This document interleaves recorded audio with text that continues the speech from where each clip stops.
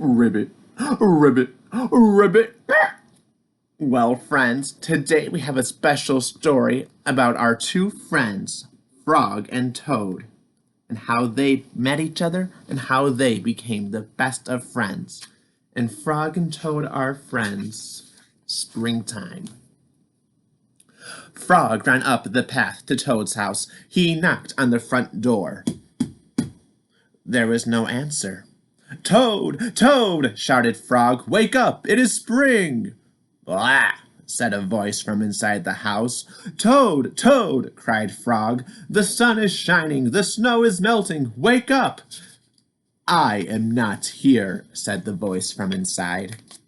Frog walked into the house. It was dark. All the shutters were closed. "Toad, where are you?" called Frog. "Go away," said the voice from a corner of the room. Toad was lying in bed. He had pulled all the covers over his head. Frog pushed Toad out of bed. He pushed him out of the house and onto the front porch. Toad blinked in the sunlight.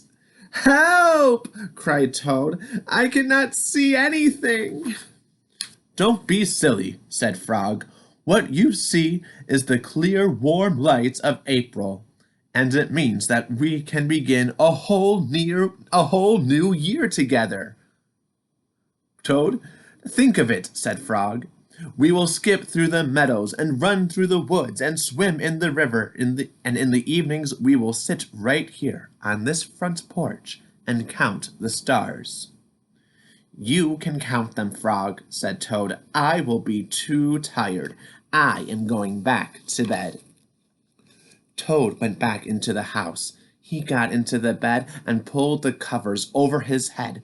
"But Toad," cried Frog, "you will miss all the fun." "Listen, Frog," said Toad. "How long have I been asleep?" "You have been asleep since November," said Frog. "Well then," said Toad, "a little more sleep will not hurt me. Come back again and wake me up at about 1/2 past May. Good night, Frog." "But Toad," said Frog, "I will be lonely until then." Toad did not answer. He had fallen asleep. Frog looked at Toad's calendar. The November page was still on top. Frog tore off the November page. He tore off the December page, and the January page, and the February page, and the March page. He came to the April page, and Frog tore off the April page too. Then Frog ran back to Toad's bed. "Toad, Toad, wake up! It is May now." "What?" said Toad. "Can it be May so soon?" "Yes," said Frog. Look at your calendar."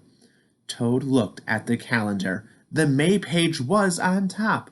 Why, it is May," said Toad as he climbed out of bed. Then he and Frog ran outside to see how the world was looking in the spring.